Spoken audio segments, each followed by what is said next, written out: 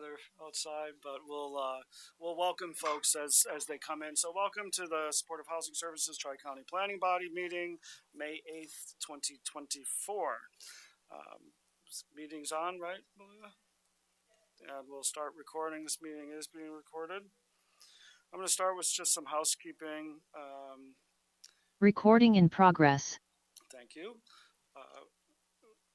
I'll start with our safety script. So we're on the third floor of this building. In the event of a fire or fire alarm, we'll ask that you exit through the door in the northeast corner of the room, go down the steps to the second floor, exit through the main entrance by the reception desk.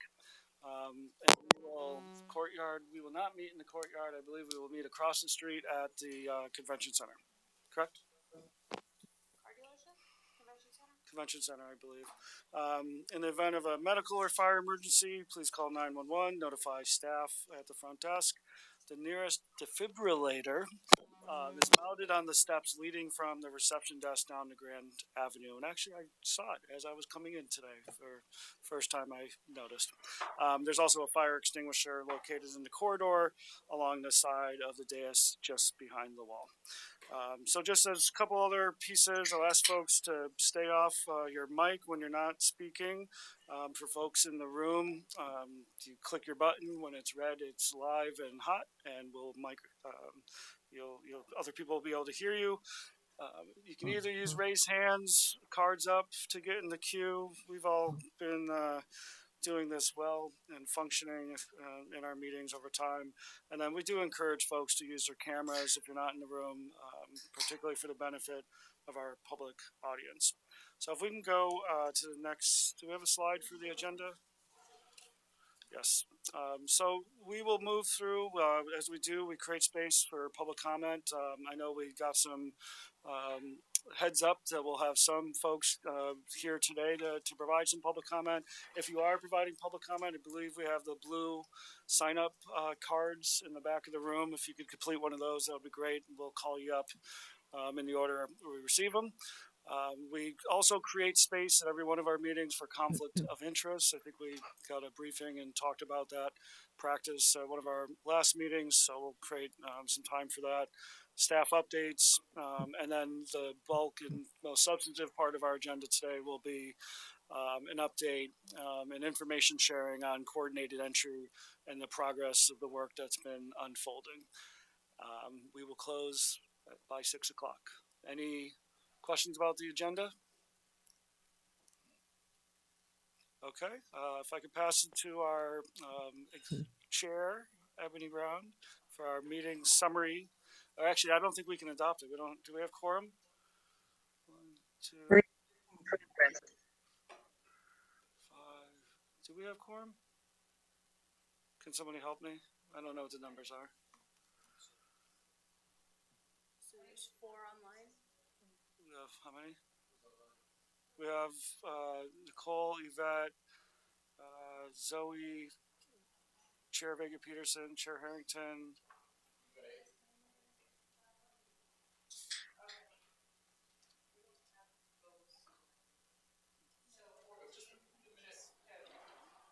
To approve the meeting summary.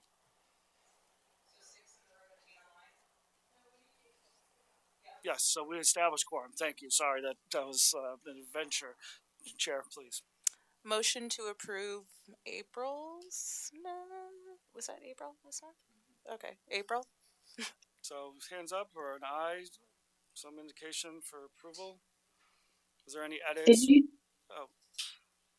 Did you do introductions so we know who's in the room? No, Chair, I was just telling that to myself. We jumped right into business, but so can we just approve our minutes? Is there anybody who wanted to make any edits to the minutes? Yes, Steve. Can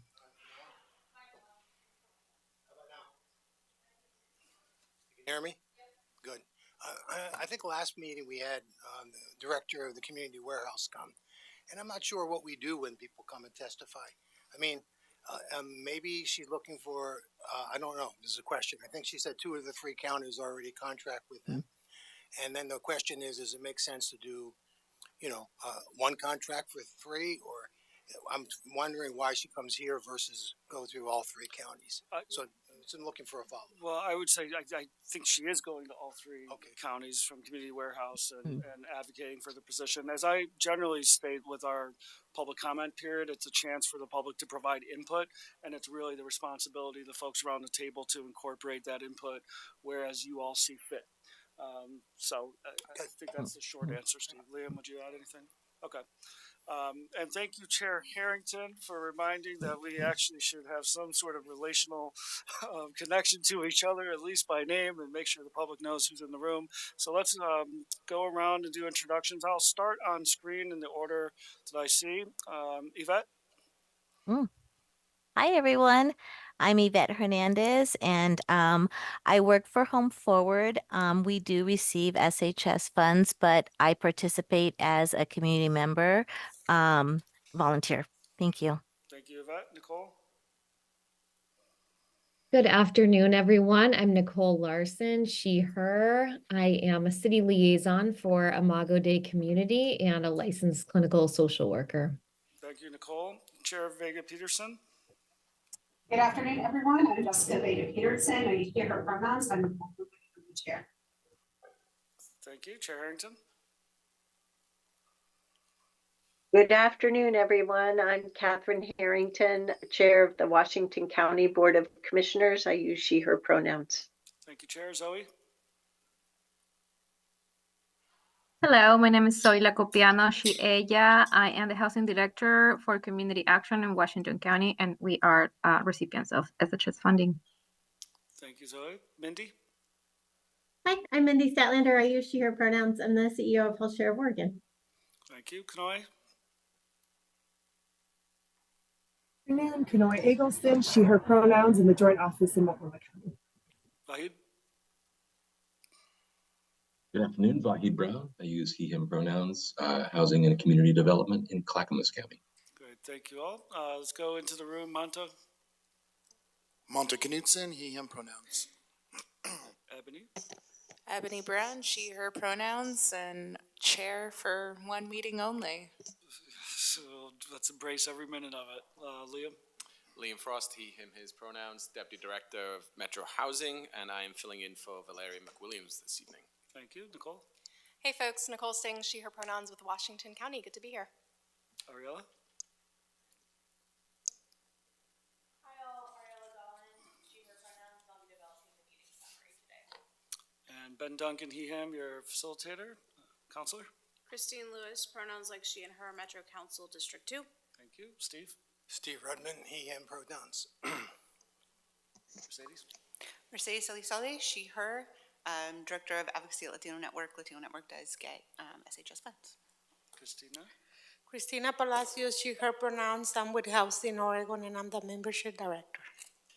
Hey everybody, my name is Lauren Decker, she, her pronouns, and I'm the Coordinated Entry Supervisor for Clackamas County. Thank you, Lauren. Abby? Hi, I'm Abby Ahern, she, her pronouns, working for Metro. Christina? Cristina Castaño, she, her pronouns with Multnomah County. Brianna? Brianna Flores, she, they pronouns with Multnomah County. And last, Malia? Yeah. Malia Dieter, she, her pronouns, Metro. Last but not least, Chris. Chris Pence, he, him pronouns, also with Metro. Great. Thank you all for moving through that portion of our agenda. Did I miss anybody? I think we got everybody online. Okay, great.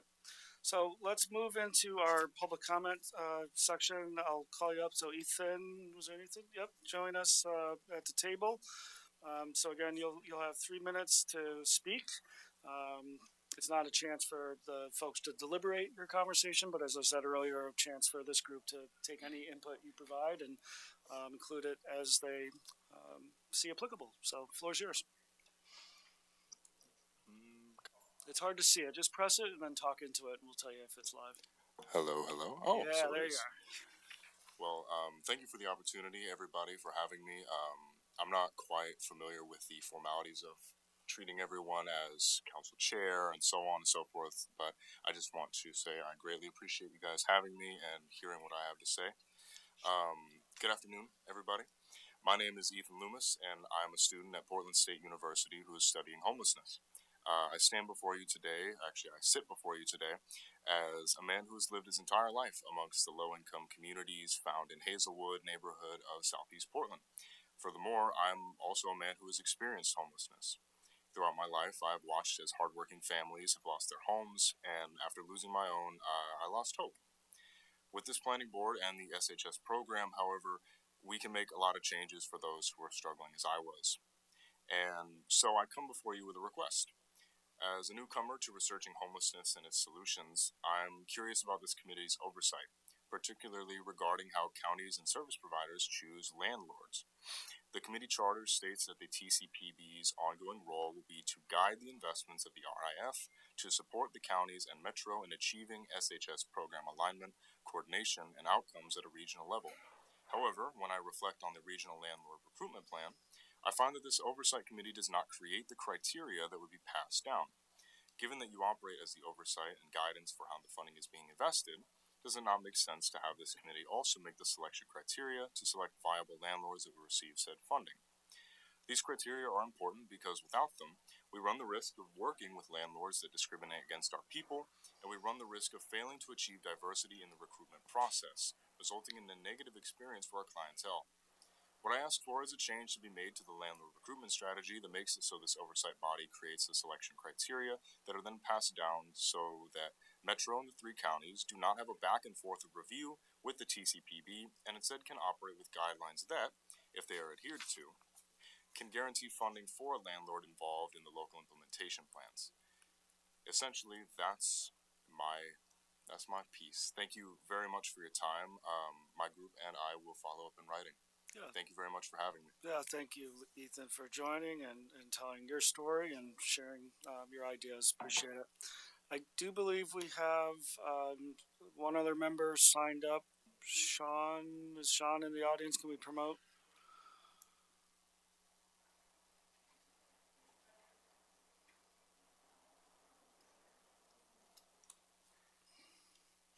Sean, I see you on my screen.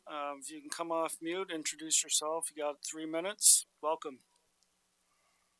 Great. Thank you for having me. I'm here today.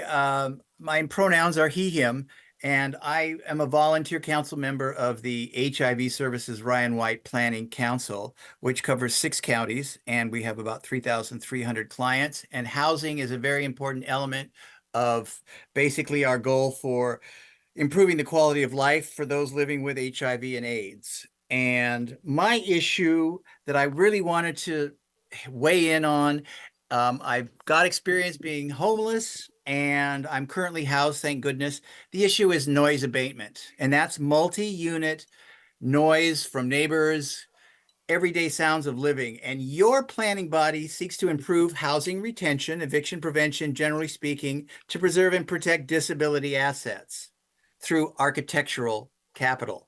It's that capital that your body has the greatest opportunity to advise and advance multi-housing noise abatement factors. Few other oversight bodies can affect architectural design, and I eagerly request any distinct assets in your repertoire that might aid my improvement goal of better noise abatement. Recently, we've had at the Planning Council case management input and strong anchoring of issues of mental health and noise abatement. We're having clients that hear things that don't retain their stable environment, distracting noises, and it weakens their mental health. It also weakens their housing retention. And a goal is, of course, eviction prevention as well through noise abatement. It's all about noise. And I've talked to and sequestered Home Forward's Board of Commissioners. I can't pursue all architectural firms, and the Community Alliance of Tenants has proven baseline at best. Now, pending the formation of tenant unions property by property, that's insane. Your contracted partners will listen to you, and I hope that these comments would garner respect and advancement regarding noise. Yeah, I think that's basically everything. And I also wanted to strengthen your understanding of Ryan White Planning Council. We're trying to improve the quality of life for those living with HIV/AIDS, and that's that long acronym of LGBTQIA2S+, which is, as we all learn and advance, lesbian, gay, bisexual, transgender, queer, intersex, asexual, two-spirit, and plus community members. Thank you. Thank you, Sean. Appreciate you sharing your comments today. I'll do one more call for public comment. If you're in the audience, you can raise your hand and we'll promote you if you're interested in providing public input to this group. Last call for public comments. Not seeing any. We can move to staff updates. Or actually, no, let's do conflict of interest first. I know some folks did it a little bit as part of their introductions, but let's do it formally for the agenda. So please just raise your hand if you'd like to offer a conflict of interest for today, actual conflicts.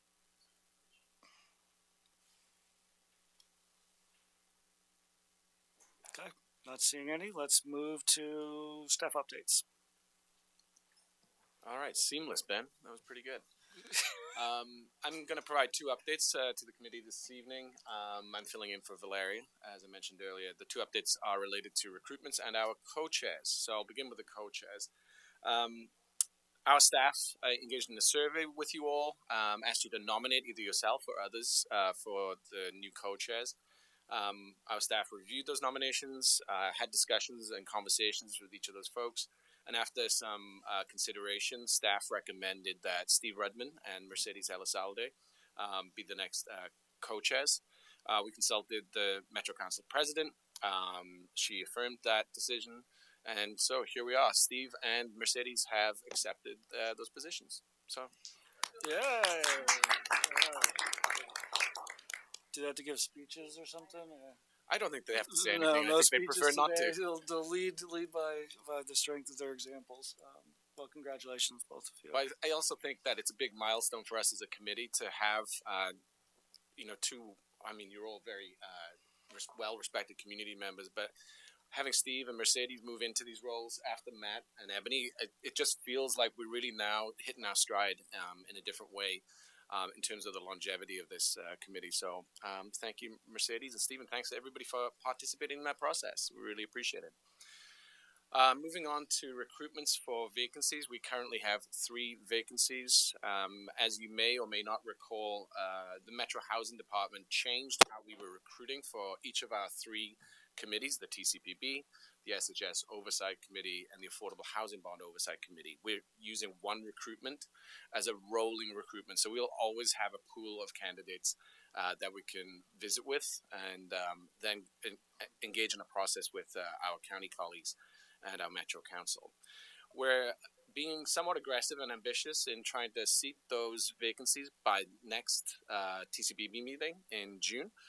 Malia has been leading that process for us on our side. Thank you very much, Malia. We expect to meet that, but if there is a hurdle that we hit, it is going to set us up probably until July. So that is my update on the committees. I want to hand it over to Chris. Hello, again, Chris Pence, he, him pronouns, and I work at Metro supporting the landlord recruitment implementation plan. I wanted to give TCPB members an update. You may have heard the Oversight Committee passed the implementation plan. So this is the first implementation plan for one of our goal areas around landlord recruitment. They passed it, it's fully approved now and finalized. They did not make any changes to the plan. That's not their role. It's just to approve or deny, but they did give feedback. And moving forward, TCPB, you all can still make changes, and we will improve and iterate as we implement the plan. It's now live on our website if you ever want to refer to it or share it with anyone. The Oversight Committee made recommendations that mirror some of the concerns that we heard from you all during the process of developing the plan and during the approval process. Some of the feedback was they suggested including more language about the purpose of the plan in the beginning and an explanation of why these strategies are important and how they get us to a central goal around landlord recruitment. They also urged a sense of urgency. They said that we should move quickly, and we agree. And finally, the metrics are not complete, they're not finalized, and so they suggested that they're more specific and that we finalize the metrics, which we're working on very quickly. The co-chairs of the two committees in their meetings will be discussing this feedback and how to move forward, as well as staff are taking the feedback to heart, and as we implement the plan, we'll keep it in mind and we will be updating you regularly. As this was the first plan we passed, we did have to clarify the roles. This is the first time that you approved an implementation plan and the first time that the Oversight Committee finalized an implementation plan. So this body develops the plans and the Oversight Committee reviews and either approves or does not choose to approve those plans. And if they did not, it would have come back here. So if in the future they ever don't give approval, that would be the process. But they aren't able to edit the plan. Update today, we had our first meeting as a work group with the counties and myself to start working on this plan, and the first agenda item is developing finalized metrics and how we'll be reporting back to you all on the various strategies in this plan, and we'll be meeting monthly to coordinate especially the strategies that are regional and will require cooperation with the 3 counties and Metro. Thank you very much for your time. Just one thing I'd like to add to that. Thank you for the update, Chris. As it relates to Chris's update, I just want to thank Mr. Loomis for coming to this body today and sharing his experience and also sharing a recommendation. I think as it was clear when you all approved the implementation plan, there was a lot more work to be done. So I want to assure Mr. Loomis that that information can be and will be considered in the work group that Chris just mentioned. So thank you again for coming here. Great, thank you. Any questions? Mercedes? Just one of the pieces of feedback that I shared when we were looking at the plan was that there wasn't a timeline for, I think it was the hotline. It's like Multnomah County pilot had a timeline for when we kind of reevaluate for regionalism, but I think the Clackamas County one did not. And so I'm just wondering if that has been updated or when that timeline will be updated so we know when we evaluate for whether or not that goes regional or not. Not yet. We haven't made a timeline yet, but I'll bring that to our next meeting. And we also we're all in agreement that just like the implementation, the pilot program in Multnomah County, the pilot program in Clackamas will give updates and feedback so that we can, as a region, decide whether we want to implement something regionally. So, but at our next meeting, I'll make sure we discuss that. Thank you, Mercedes, for reminding us. Okay, any other questions about the updates? Yeah, Steve. Yeah, thanks, Chris, for the update. You know, I remember the report the consultant did in a lot of areas, and we boiled it down to landlord recruitment. I still believe a lot of the areas are very important. This is a question I have that I would hope the answer is yes. But the ARLA, the local regional rent assistance program, is there portability from each county? And what I'm saying, if there's not, or if there's other ways that we can improve the effectiveness of the program, not just recruit new landlords, but also see how it's working with existing landlords, etc., that would be very helpful.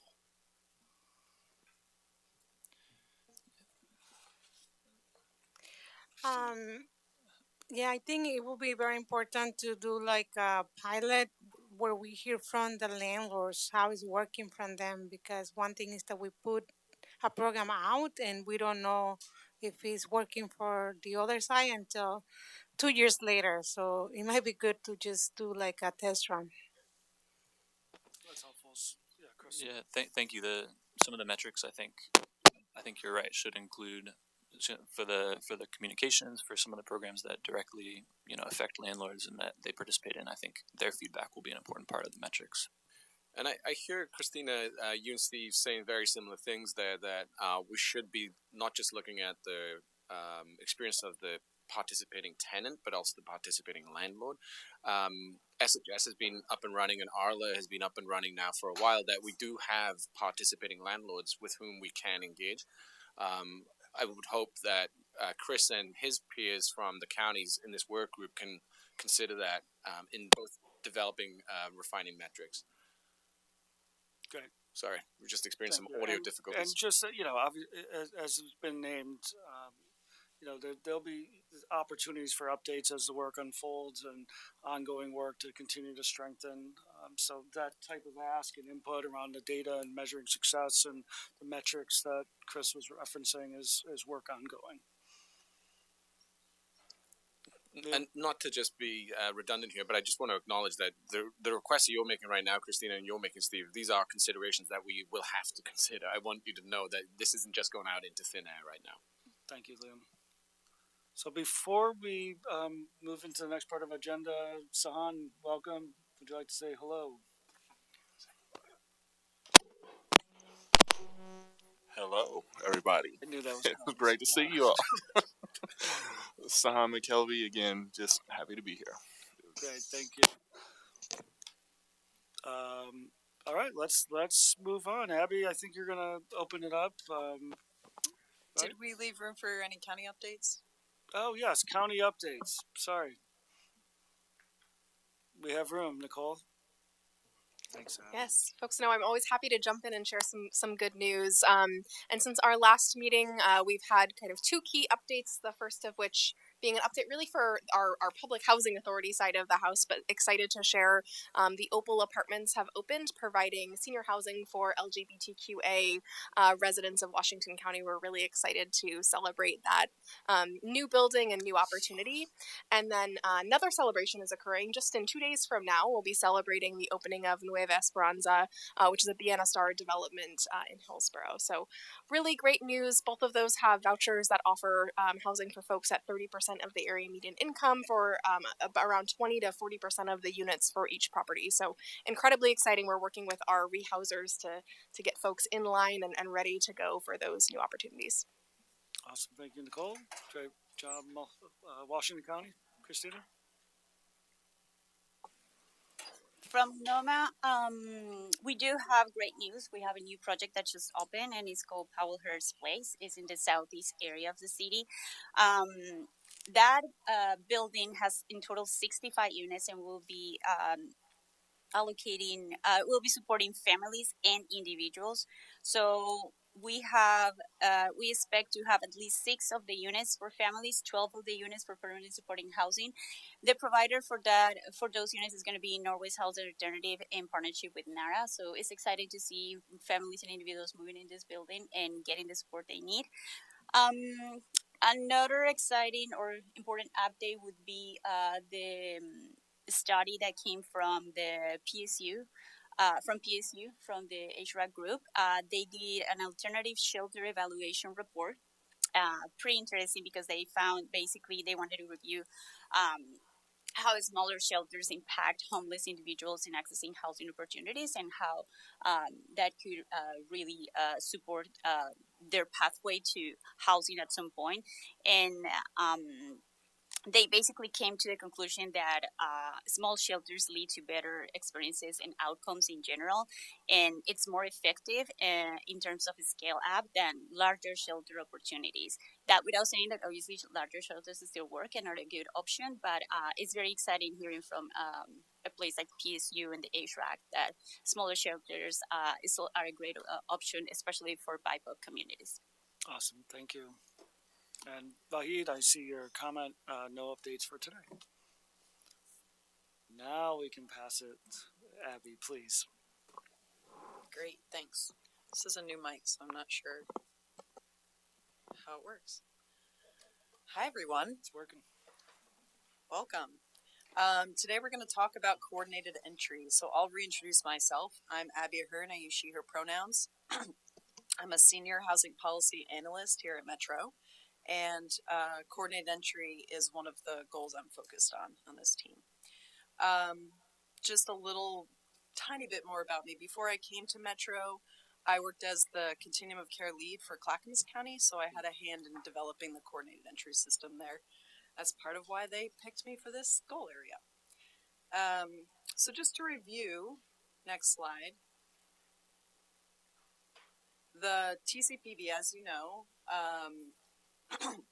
chose this goal area of coordinated entry in conjunction with the counties, and the goal area, the goal statement is coordinated entry is more accessible, equitable, and efficient for staff and clients.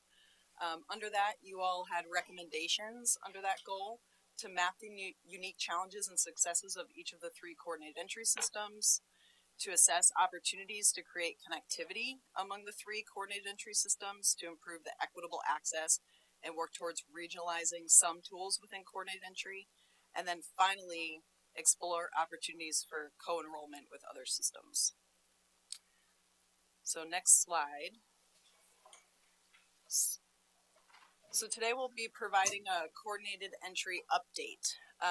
You all have had updates on other goals as well, and so this will follow that same formula of some background information, which I will share with you.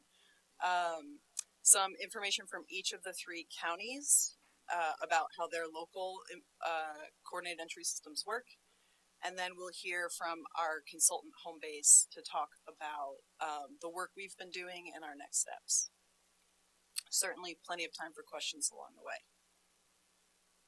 So with that, we'll get into it. So talking about the background of coordinated entry, it's important to sort of understand the timeline of things. 2010 was the first time HUD started talking about coordinated entry publicly, introducing the concept. 2012, HUD stated that they required each continuum of care, which is a geographic region that HUD establishes every place in the country as part of a COC. In this region, it goes by county, so it's pretty easy to conceptualize. So the continuum of care is responsible for the managing HUD funding for homeless services systems, which includes the mandate for coordinated entry. So the requirement for coordinated entry comes right from HUD, and in 2012 was the first time they made that requirement.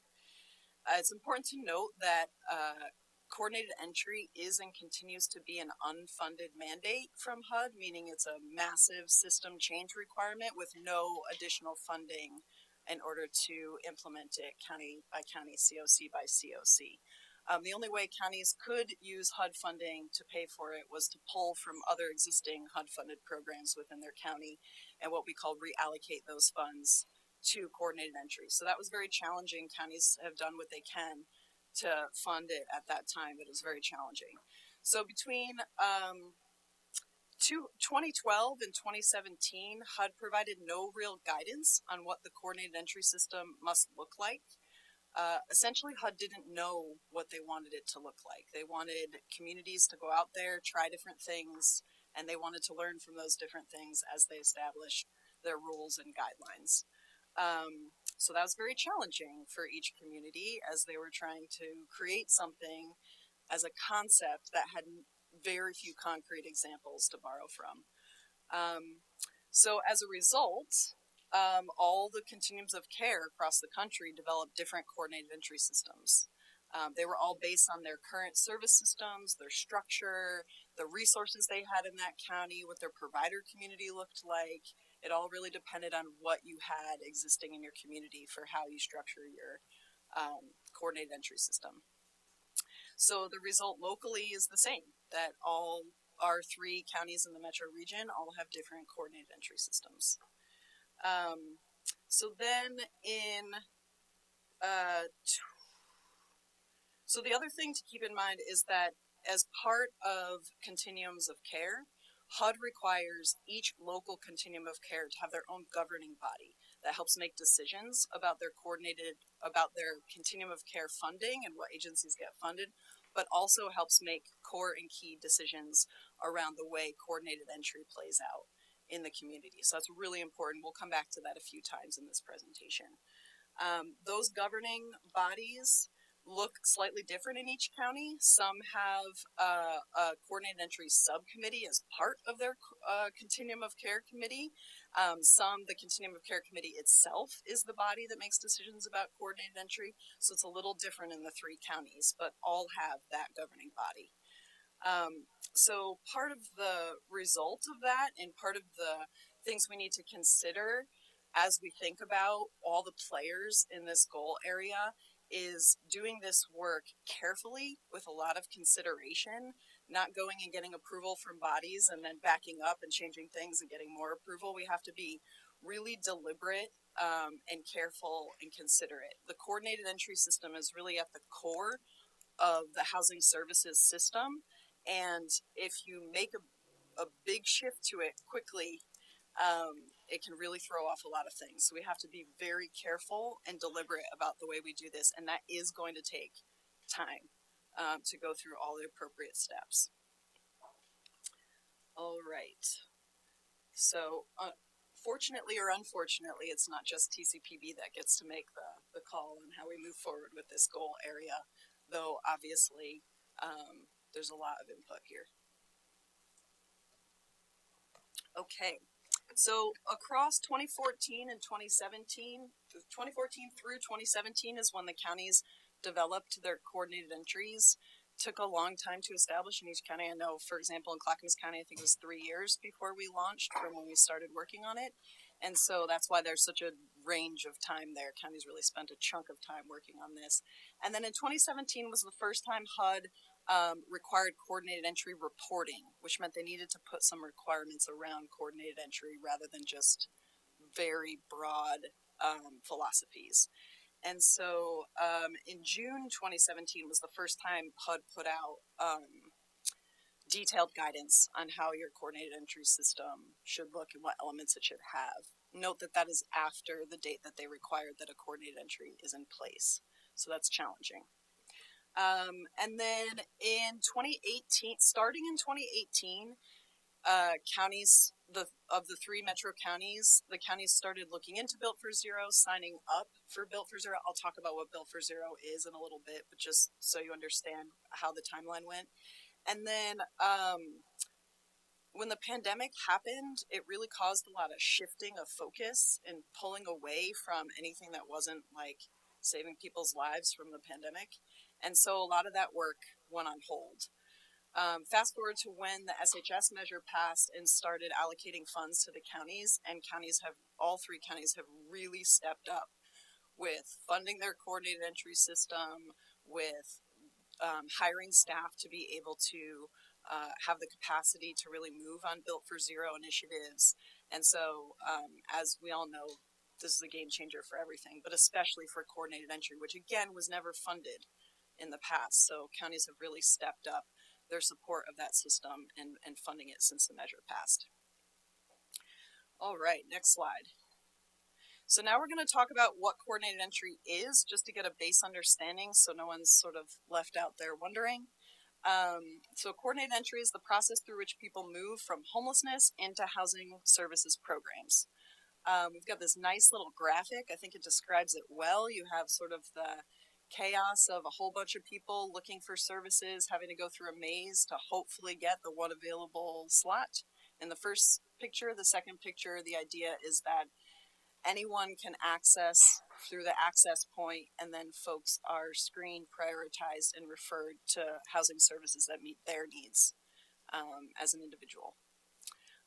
So some tenets of coordinated entry are it allows households to access all options to address housing needs, ideally. And so the point of this is not to get screened out program by program, but rather to be screened into a system and then matched with the appropriate service type for the need.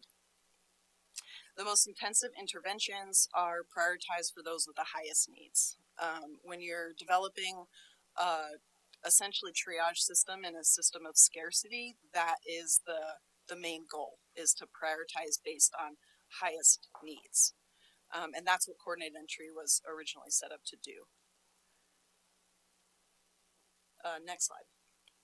So like I said, finally in June 2017, HUD released the core elements of coordinated entry guidebook, and it laid out these different elements, which we'll go through each in the next slides, but it's access, assessment, prioritization, referral, and then with the goal of move-in. Next slide, please. So first is access. This core element talks about how folks will be able to get in touch with the coordinated entry system, how they'll be able to reach the services. So so all these come from HUD's guidebook, and these are the literal HUD requirements under each of these. So at the continuum of care, the coordinated entry system must cover the entire continuum of care. You can't leave a region out or say we're not worried about that region. Although I know in Clackamas County we often talked about mountainous glaciers and maybe not doing outreach in those areas. Access is required to coordinate with street outreach so that folks doing street outreach are assisting folks to get them into the coordinated entry system, if not themselves, then walking them to an option. There's another main tenet of access is there's a common assessment across the COC approved by the COC boards. So meaning folks don't need to be screened multiple times for different programs, screened once for the programs available. And then effective outreach to all populations, meaning that special attention needs to be paid to populations such as BIPOC folks and communities, youth, families with children, chronically homeless folks. So they name a couple of populations to be specifically considerate of outreach to. Next slide. Assessment is the second core element of coordinated entry. So the assessment, the continuum of care must incorporate a standardized assessment practice across its coordinated entry system. The assessment has to collect sufficient information to make consistent prioritization decisions. And then assessments have to collect sufficient information to facilitate access to housing and supportive services, including health and other public systems. So that one, as you know, we have a health integration goal. There's a lot of work to do to do that work, but this is saying that coordinated entry systems must be supportive and helpful in that work, in the kinds of questions and things that they collect to allow for that kind of cross systems work as we're able to get to it, or as we're able to prioritize it. Next slide, please. So prioritization is the third core element of coordinated entry. Continuum of cares must use a coordinated entry system to prioritize referrals to housing and services. Prioritization must be based on specific and definable set of criteria that are made publicly available through the COC's written prioritization standards and approved by the COC board. You're starting to see these on these dots that things need to be approved by boards. So that's just a reminder that that is the process for all of these things. So whatever we do in this work together regionally will also have to go through those processes. And then HUD requires special prioritization considerations for federally funded permanent supportive housing programs. That has to do with prioritizing those with the longest time homeless and those with the most vulnerabilities that could potentially lead to passing away while living outside. Next slide is referral. So this is the final core element of the coordinated entry system. It talks about the group of people with the highest priorities must be offered housing and supportive service projects first. So you can see the overlap between, as this is a sort of a continuum process, the overlap between some of these core elements. Programs should be low barrier, facilitating the referral process, meaning we don't screen people out for things like criminal history or having too low of income or having past evictions. Or drug or alcohol use. Referral processes must comply with all applicable non-discrimination provisions of the federal civil rights laws, including fair housing law, Title II. I'm gonna stop naming things because I'm gonna lose them. I'm sure Ben could rattle them off if I needed to. And as well as HUD's equal access rule. HUD's equal access rule focuses on how those in the LGBTQ community can access shelter and other housing services, and how HUD expects providers receiving HUD funding to treat those folks. All right, so those are the four core elements. The next thing I'm going to talk about just real briefly is Built for Zero. I think it's really important we mention Built for Zero above. As we talk about the work we're doing with regional alignment of coordinated entry. Case conferencing is a big deal, and that concept really comes from a lot of places, but most recently from Built for Zero. So I want to outline what that is just really briefly. So Built for Zero is a national movement to support housing services systems in moving communities to functional zero homelessness. Functional zero homelessness is a calculation, but it more or less means that homelessness in your region is rare, one time, and not repeated. No, rare, one time, and short. Brief. Brief, rare, and one time. That's the phrase. And then Built for Zero includes a set of data quality. And so what Built for Zero is it's a set of data quality and policy tools that communities use to overlay on their coordinated entry and homeless services systems to help improve outcomes. So that's the purpose of it. It is elect-in. The folks who do Built for Zero, which is Community Solutions, they received a grant a number of years back, which allowed counties and others to participate at no cost. So counties, all 3 counties in our region have signed up and agreed to participate, as you saw in that earlier slide.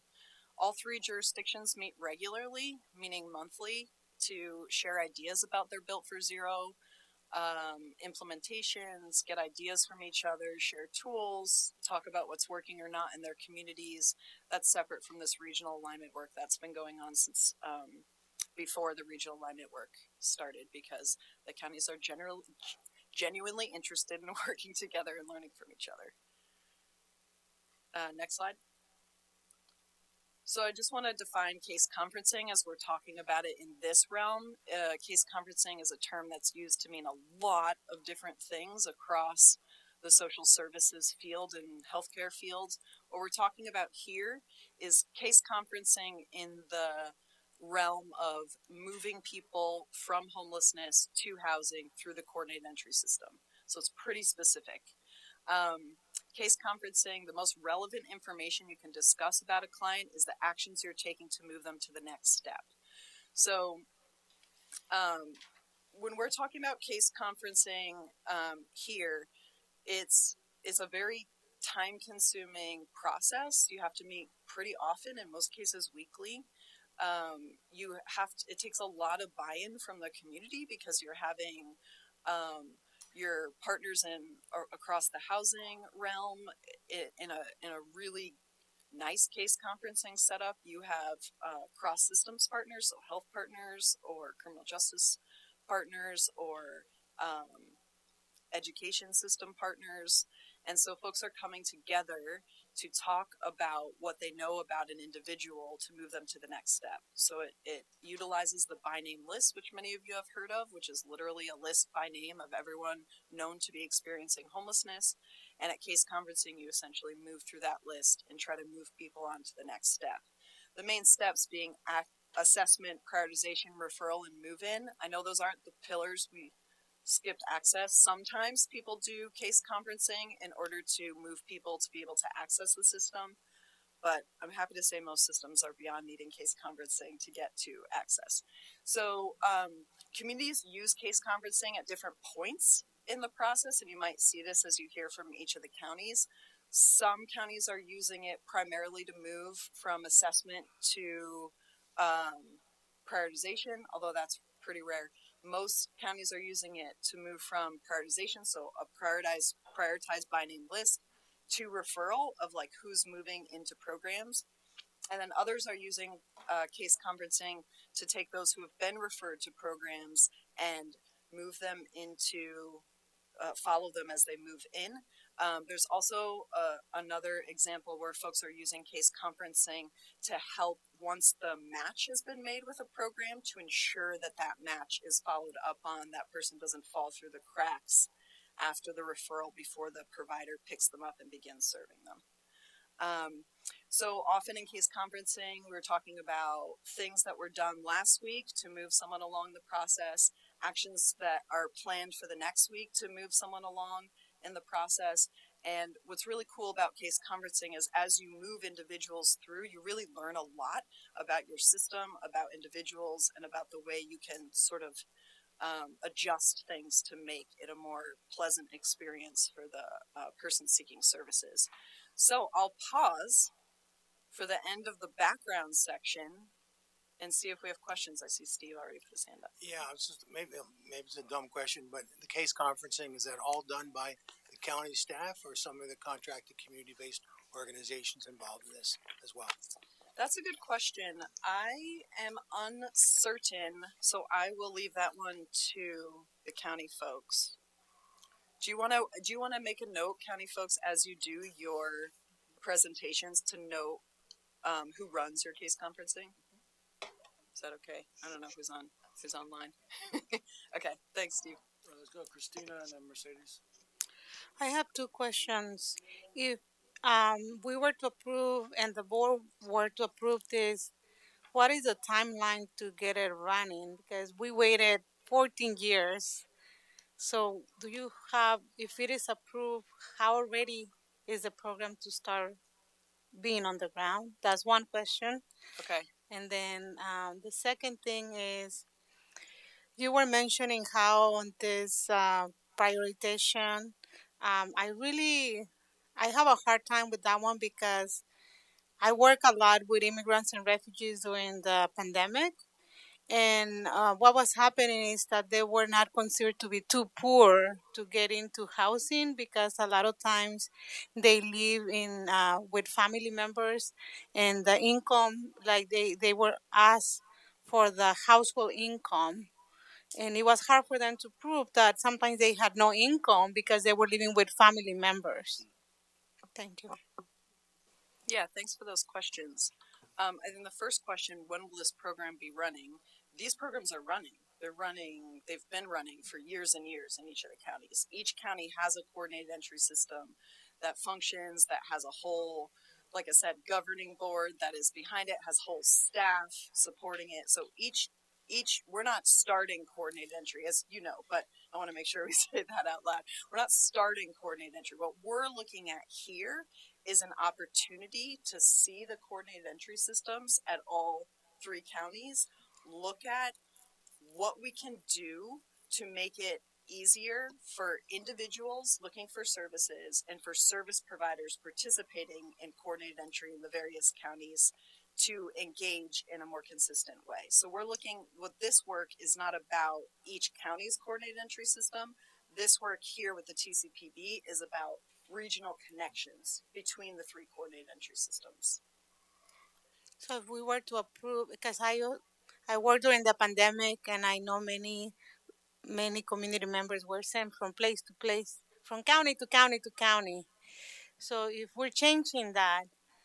Well, right now, this is an update presentation. So what we're sharing with you today, this is just the background. Next, we're going to hear from the three counties, and then we'll hear from Homebase on kind of the work we've done so far and where we're seeing some emerging opportunities. We're not prepared today to tell you this is the plan, we're going to approve the plan. This is just an update. We will have another meeting in a few months down the road. It'll be late summer or early fall, most likely, where we will bring an actual plan back to you for you all to review and comment, just like we did with the landlord plan. But this, at this time, is just an update, giving you an idea of background, making sure everyone is understanding what we're doing, and then just moving it forward to the next step. Yep. That's good. And then your question about working with refugees and folks with zero income and staying with friends and family. These are all things that each county is grappling with for how do they serve people who are, how do they include people who need to be included in the coordinated entry system. Certainly we're talking about folks in doubled up situations. That's been a common conversation. How do they fit into this or don't? And income is, HUD doesn't have an income requirement, so there's no like max, and SHS is very lenient with reporting on your income. So I'm hopeful that some of the challenges you faced during the recession with folks needing to be reporting on their incomes could be overcome with some of those cool policy changes that folks smarter than me already implemented before I joined Metro. That's great. Thank you. Mercedes? Thank you. And I think similar to Steve's question, I guess a request, as the counties start going through their presentations, in addition to kind of giving us a sense of the who is doing stuff in the different bodies of work, I would love to get a sense of also time.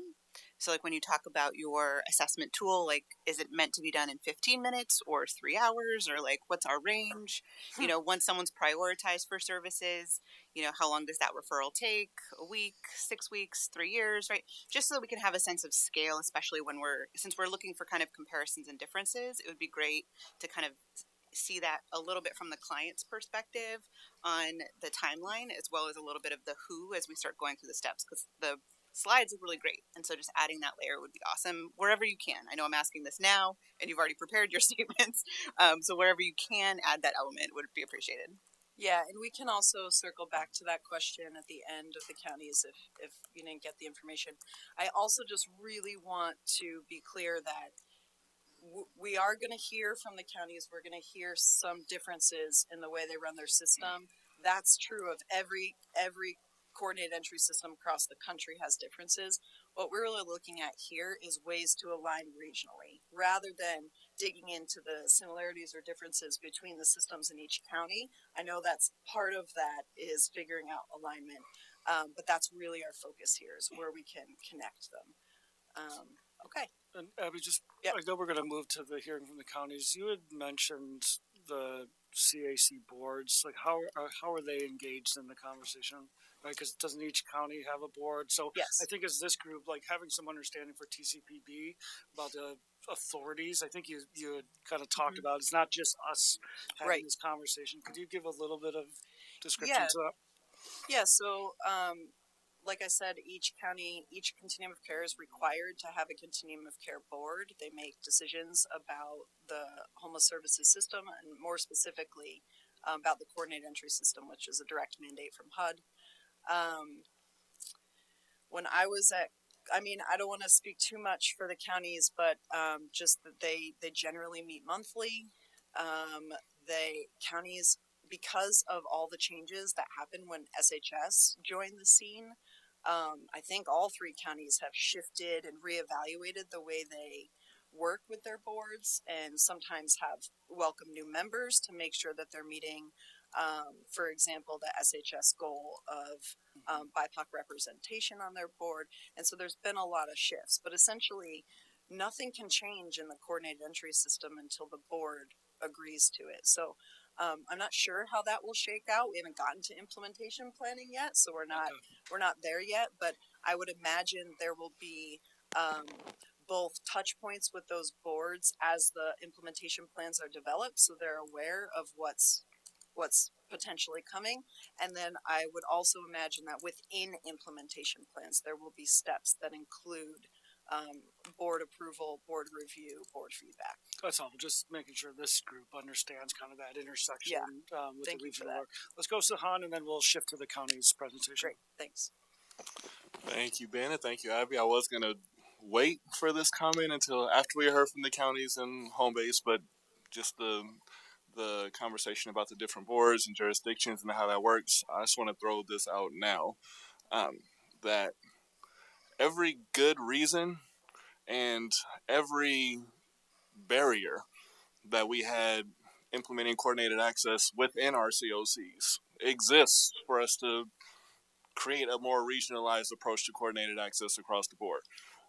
Like the graph you show with the maze, for somebody who is traversing through our different counties, that maze still exists for them. Yep. And every good reason for us to eliminate that maze that we had in 2012, we have now to do regionally. And if we were able to do it in 2012 with zero funding, we should be able to put something together now. And I want to make sure that all of our COC boards are considering that, all of our county staff, all of our different jurisdictions, as we're having these conversations. I've said lots of times, I'm not really in for having conversations in a vacuum that are not going to be able to impact our entire system. I want to make sure that the conversations we're having, that the planning we do is very strongly considered. And again, just echo over and over that all the reasons that we had to do it in the first place, we have to make it better now. and all the same barriers exist now. So we're going to hear about all the reasons why we can't do it, but I don't really care about the reasons that we can't do it because we need to be able to make it work.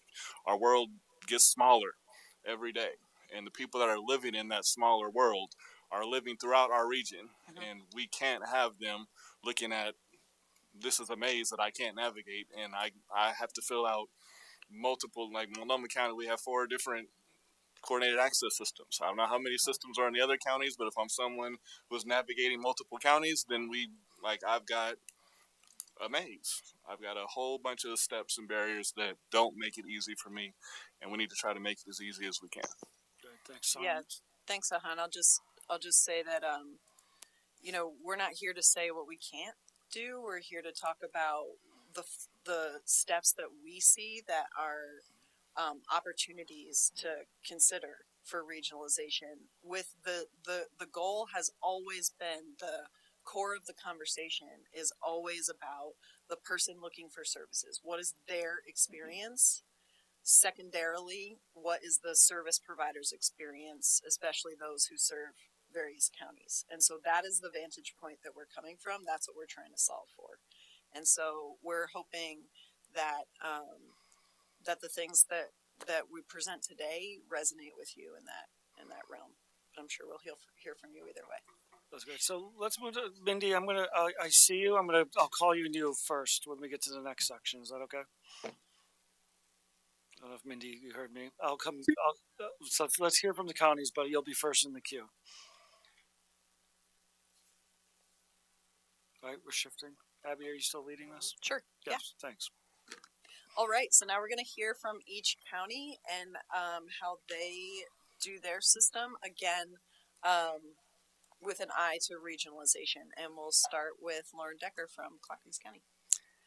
Hello again, everybody. Thanks for having me. I'm Lauren Decker, and I'm the supervisor for Clackamas County's Coordinated Entry System, which is we call CHA, Coordinated Housing Access. She, her pronouns. I had the pleasure, and I was lucky enough to be trained by Abby Ahern in a lot of what I know. And I've been working with Clackamas County since 2017. I have lived experience of homelessness and addiction. So I have a very short presentation, 5 minutes, right? So I wanted to start with this image here to give you a simple overview of what our coordinated entry looks like. So we call it the highway to housing. And basically you call the number, you get connected with CHA, or you either, if you're out there and you don't have a phone, hopefully you're getting connected with an outreach person, but you're getting on the phone with somebody who's going to do an assessment with you. We're going to do a short assessment up front, basically asking like what's going on with this person's situation. It's a tiered assessment. If we can immediately hand them over to a short-term immediate program, which we call exit ramps, we will do that. So examples of those types of programs are going to be short-term rent assistance, homelessness diversion, creative problem solving, and we have some youth-specific program, veteran-specific program that live there. Those programs are either open or closed. If they're closed, we're not going to send a referral. If they're open, we'll go ahead and do that, but no wait lists exist there. The goal is, of course, to get them off the highway as soon as possible. If this person is unable to get served with a short-term program, and they are literally homeless or fleeing domestic violence, then we're going to move on to a second part of the assessment where we're going to do some scoring and look at prioritization. These questions include things like how long have you been experiencing homelessness, a little bit about disabilities, a little bit about evictions. We are looking at changing some of those questions and making it as, best practice, making it help us reach our equity goals specifically, and we are in a continuous process of improving that. Once somebody has that second assessment, they're going to go ahead and get placed on what we call the by name list, going to Built for Zero. That list is rather long, and people who are prioritized the highest are going to jump to the top, and we tend to focus on the top 100. So I'll say it right now, there's a lot of people on that list who are not going anywhere, which is why we are implementing a new program, which we're calling Rapid Resolution. Next slide.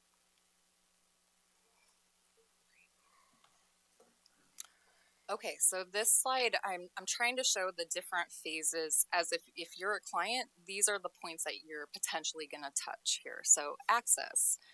So for Clackamas County, the public can access the CHA line 8 a.m. to 8 p.m. every single day, including weekends and holidays. They can call the CHA number.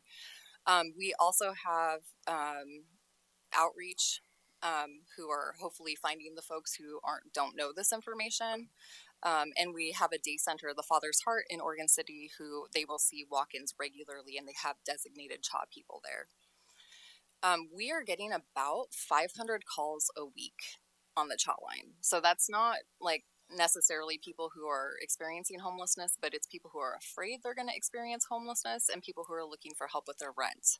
So when they touch us there, we're gonna do our best to try to get them connected with a program, try to do that creative problem solving, and only some of those folks will move forward and get onto that list. Also, when somebody calls the CHA line, one of the first things they're going to hear is, in order to get connected, if you're fleeing domestic violence, you can press 1. It will connect you with Clackamas Women's Services, and they can get a CHA assessment there, which is anonymous and has that extra layer of protection. Okay, so once we've accessed CHA, we can go ahead and do the assessment. And to answer your question on time, the assessment typically takes, you can do an assessment in about 20 minutes. But if you're going to do a really good trauma-informed assessment, it's probably going to take longer than that. So they can really range depending on what that person's going through. And I think since 2017, I've felt the struggle of being like, there's so many people to talk to, and I want to provide really good quality service here. So we have an initial triage assessment with all callers. We send multiple prevention referrals weekly. And when I say prevention, I mean eviction prevention. And we work with Clackamas County Social Services mostly to receive those referrals. We have continuous improvement here. I also wanted to answer a question about decision making. When it comes to our coordinated entry system, we have a new core team, and this core team is composed of 12 people, 60% of who have lived experience and are frontline workers. And they're the ones who we want to say, like, raise the issue. So how can we improve our system? They're going to raise it to the coordinated entry implementation team, which is small and includes our COC board. From there, it will go to leadership for approval. And that's a continuous improvement cycle. We have a new rapid resolution program. It's launching now. It'll be ready in about 2 months here. But this is going to, we think, serve up to 50 households every week. And that's where those hard calls where we're like, I really want to give you more time, but I, have all these calls that I need to do. Come in, sit down, let's have a really good conversation about what are your resources and what do you really feel like you need right now. We've already piloted it, and we're hearing a lot of things from people saying, you know what, I don't actually need housing right now. I need to go to treatment. Or they're saying, you know what, I really just need to get reconnected with my family. And so we're helping walk alongside them and do some of the hard stuff and really trying to get people connected to peer support in that process. So at this point, we're hoping, not very many of those 500 people are going to make it to this by name list. But through the assessment process, if they are experiencing literal homelessness and we are unable to serve them with rapid resolution, there's not a good solution in sight. We will place them on this by name list. And we're working right now on that list management. We have a lot of people on that list, and we need a lot of cleanup to happen on that list. So that's a continuous thing that we're working on. In terms of, and I'm trying to answer your question about time, it's hard. I will be like really frank here and say that right now the list has over 3,000 people on it. And that's because of some old data and not having like an automatic closure system. So just more and more people are getting added, and we're trying to close those down. So we're getting ready to really like work on that and I think incorporate like an automatic closure system to where 6 months, if we haven't heard from that person, it's automatically going to close, but we can reopen them as soon as somebody sees them or hears from that person. Case conferencing, we meet regularly. These are, and it's split into different groups. So we have veterans, family, single adult households, and DV. They're all run by county employees other than our DV case conferencing that's run by our DV provider. These meetings are well attended and a lot of problem solving and next steps are happening. So we feel they're running really, really great. Then the referral process. So when providers are ready and they have openings for permanent housing, they're going to notify our data team, who will then send them a list of people who they've recently talked to, saying like, hey, these people are around. They have a good phone number. Here you go. Give them a call, and then they're going to place them that way. After that, the person gets assigned a navigator and gets placed into housing, and then they get assigned a retention worker at that point. So our retention rate in Clackamas County for permanent supportive housing is 98.3%, and rapid rehousing is 95.6%. So that's my pretty grand overview of CHA.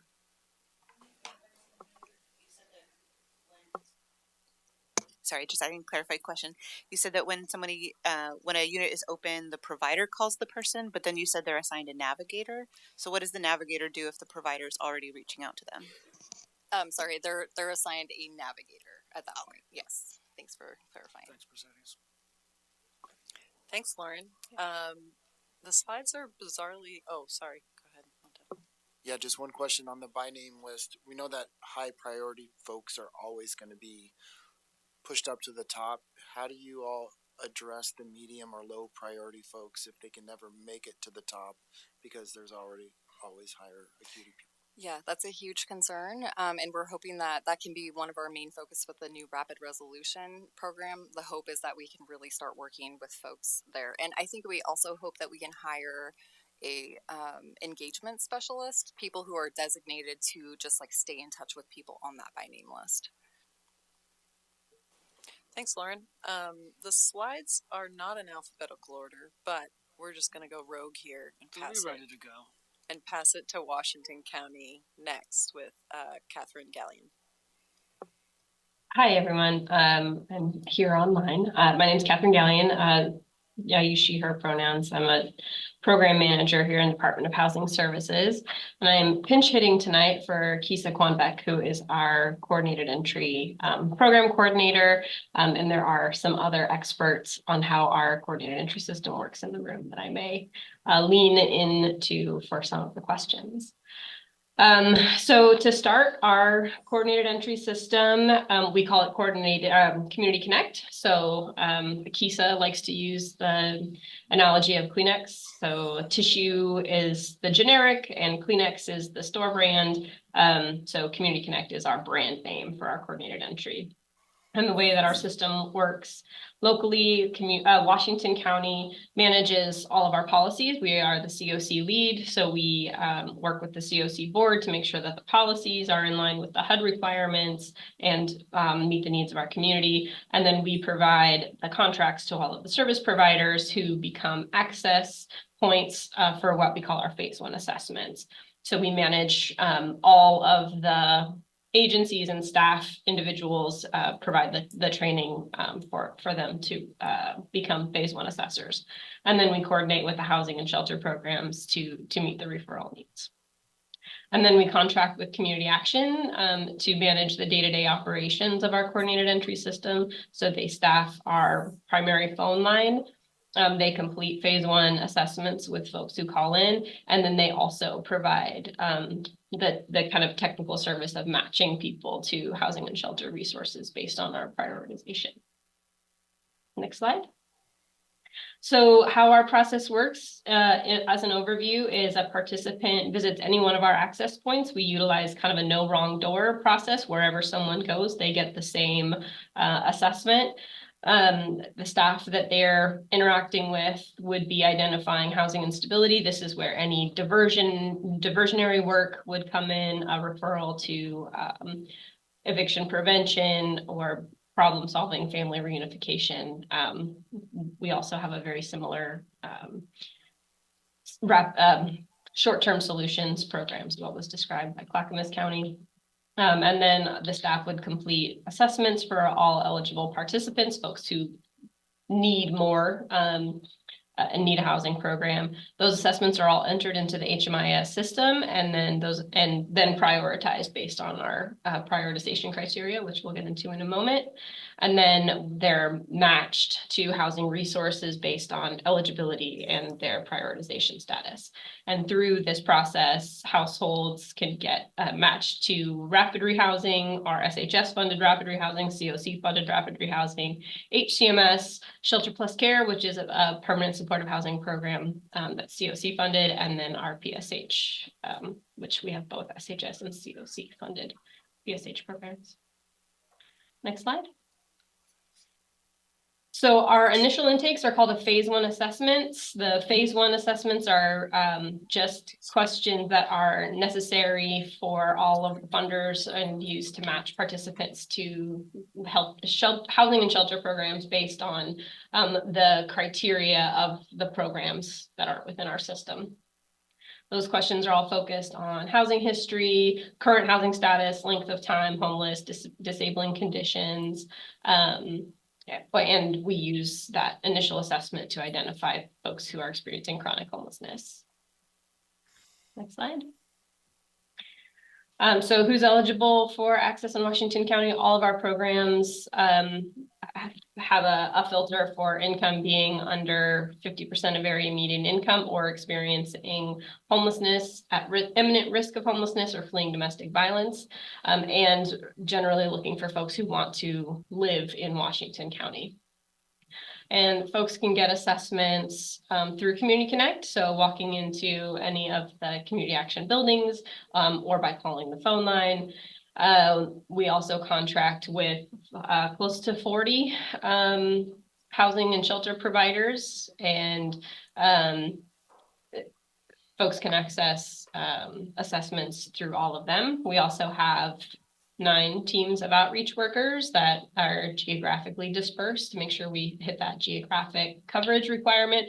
We also have what we call housing liaisons that are embedded in a lot of our HHS programs and community corrections as well. So we have folks who are embedded with behavioral health, maternal child health, aging, disability, and veteran services, as well as our corrections partners. And then we contract with culturally specific providers, some of whom have also set themselves up as primary access points for the communities that they serve. And then, yeah, again, the assessors that we have embedded in our healthcare and justice systems. Next slide. So for prioritization, we have kind of a 3-tiered prioritization process. So first, we are prioritizing households who are experiencing chronic homelessness. And then from there, folks are, households are broken down into 4 different groups. So families with children, transition-aged youth, adults over 55, and then all other single adults.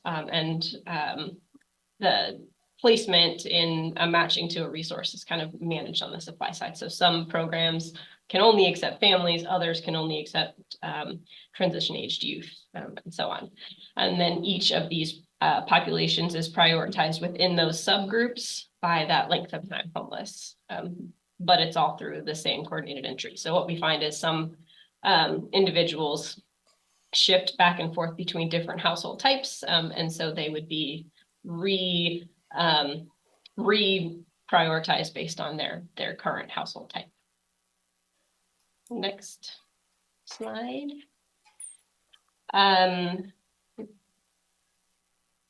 So the participants that are most highly prioritized are matched to whatever the current available housing and shelter resources.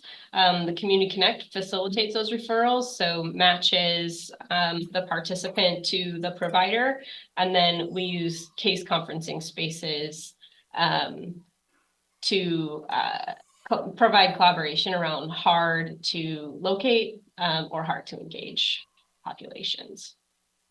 And next slide, we have 3 different kind of categories of case conferencing. So our general Community Connect case conferencing that consists, it's staffed by Washington County staff, and as well as our community action partners.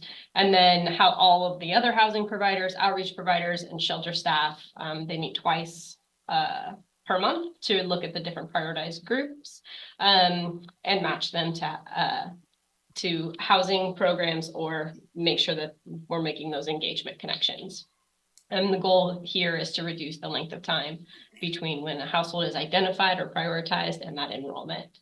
We also have our locally coordinated command center, our LC3 case conferencing that is specifically focused on unsheltered households. So engaging and connecting with people who are outside, and it's kind of bi-directional. So our outreach teams are engaging with folks, making sure that their phase 1 assessment is correct because that has implications for how they're prioritized. And then when a household is referred to a housing program, just leaning into those outreach workers to make sure that folks are getting connected in a timely manner to those housing resources. And then we also have a healthcare case conferencing that is done twice per month. And that's a meeting with healthcare providers, housing case managers, and outreach workers. And that's focused around supporting participants in accessing health services, either as a necessary step for resolving their homelessness or to prevent an eviction or maintain housing stability. I believe that's it. Thanks, Catherine. I'm going to pause real quick to see if anyone has clarifying questions for Catherine. Is it a clarifying question? Clarifying because question. I want to make sure. Well, just Monte, I just want to make sure we get through the presentations. But all right. I'm just curious, under the eligibility, why you all are asking or what the purpose is for folks that have a strong tie to Washington County? It's essentially that they want to live in Washington County. There's no housing opportunities within our continuum that would be able to directly facilitate a transfer to another community if that's where the household wanted to live. I can also take a shot at that. So we talked about why coordinated entries and COCs were developed. They're developed by HUD. HUD funding comes county by county, not as a region like SHS does. And so HUD did ask us in the coordinated entry process to look at how we are deciding who has ties to our community and who the funding which is allocated for the community is being spent on the community itself. With that, I'll pass it to Katie Deneen with Multnomah County. Thank you. Yeah, good evening, everyone. My name is Katie Deneen. My pronouns are she, her. I work at the Joint Office of Homeless Services with Multnomah County, and I've been with them for over 6 years doing coordinated entry work. You'll hear me slip between coordinated access and coordinated entry. We say coordinated access in Multnomah County. So for our county, we have, there's a lot of similarities from what you've heard from the other two counties. Our system for coordinated entry is separate for all the subpopulation systems. So there's different ways to access, different providers involved, different assessment tools for each of the subpopulations that you're seeing there: adults, families, veterans, domestic violence, and youth. And resources also vary in each system. So for example, rapid rehousing, permanent supportive housing, and shelter all go through family coordinated entry, but the adult coordinated entry system is almost exclusively permanent supportive housing. Each system has their own standardized tool, their own way to case conference around a household, openings and needs, and oversight and leadership bodies. Some of the reasons why there are the different subpopulations, different processes, and then also different resources incorporated kind of goes back to challenges with incorporating all the system resources into coordinated entry at the time that it was created. Like limited capacity, also provider buy-in. Like when the adult system was created, providers just wanted to go with what HUD funding we had, which was just about almost exclusively permanent supportive housing. It's also just like a very large system to support adults in Multnomah County, and we don't have the capacity at the Joint Office to have that all those resources go through coordinated entry in the way that we're prioritizing and serving folks right now. But we are having conversations about how we can put more of the onus on the systems to guide people through, because when someone's accessing services, they're not necessarily going to know if they're accessing coordinated entry or not. And so we want to put that onus on providers to guide them the system, let them know if they need to get a coordinated entry assessment or if there's another way to access services. Also, some of these systems were created at different times. For example, the DV youth and family systems were created much earlier than the adult system. Let's see. Sorry, my notes are getting. Speaking to how long the assessment tool can take. So I can speak to the VI-SPDAT. The adult and family system uses that assessment tool, and that's something that we're currently moving away from. But similar to what was said for Clackamas County, that assessment tool can take 20 minutes. It could also take an hour. With our new tool, we've been doing some testing, and we're finding that people are saying it's much more straightforward. The initial feedback is that it's clear, easy to understand why the questions are being asked. And actually some people have a concern that the assessment is too short. Which it's not. We're going to be able to prioritize people, but I thought that was an interesting piece of feedback that people were thinking that we need to ask more questions. So prioritization, again, similar to what you've heard from the other counties, it can take, we've seen people from a time of assessment to when they're referred to a project and leased up as short as 2 weeks. Other people, of course, never get served through coordinated entry. And then we have people kind of more in the middle of, how long it could take. So this is something with the new assessment tool that we're trying to work through, is make sure that we're tracking also improvements with the time. So each system has a centralized access point. We want that to have clear messaging for the community so that it's easy for referrals from other systems. So if someone's not working in homeless services or doesn't know if they're experiencing homelessness and doesn't know where to reach out and start, we have a main access point for them. So for example, that's calling 211 for families or the chat for adults. But we also wanted to make sure that people have access to the systems and hopefully where they're showing up and already receiving services.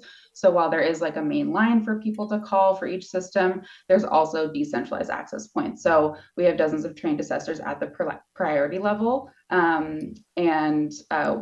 folks, if they're already working with a case manager, can get an assessment done potentially. And we give that priority for folks wanting culture-specific services to have an assessment done from someone from their own community. For prioritization for adults and families, we go from with the VI-SPDAT score, and then age, and then race and ethnicity. And we have system case conferencing, so that score is not the only reason why someone gets prioritized. And thank you for the person who put for Vahid for putting the acronym in the chat.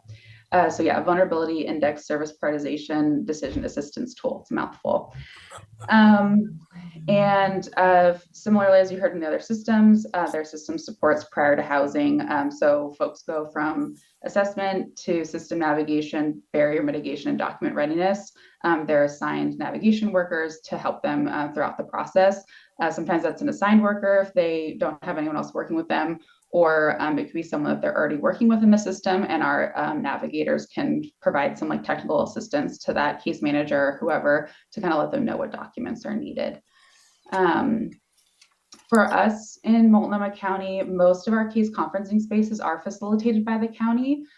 It was not always that way. The family system did have their version of case conferencing done at the provider level, and it was facilitated by one of the providers.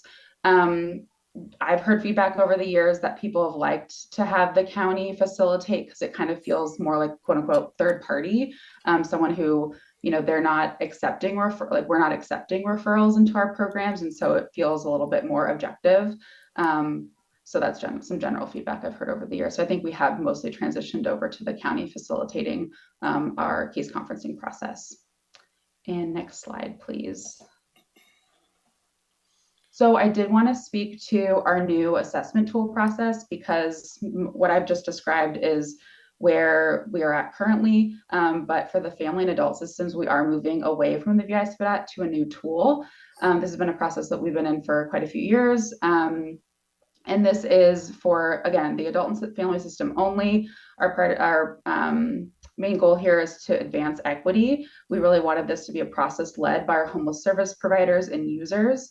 Our current tool was not developed based on local priorities and resources, so it's not responsive to the changing system. We have an oversight committee comprised of our providers, our homeless system providers, as well as a lived experience advisory body that have been giving feedback and guidance to this process. This is also a opportunity for us to revisit our policies and processes and data and make adjustments.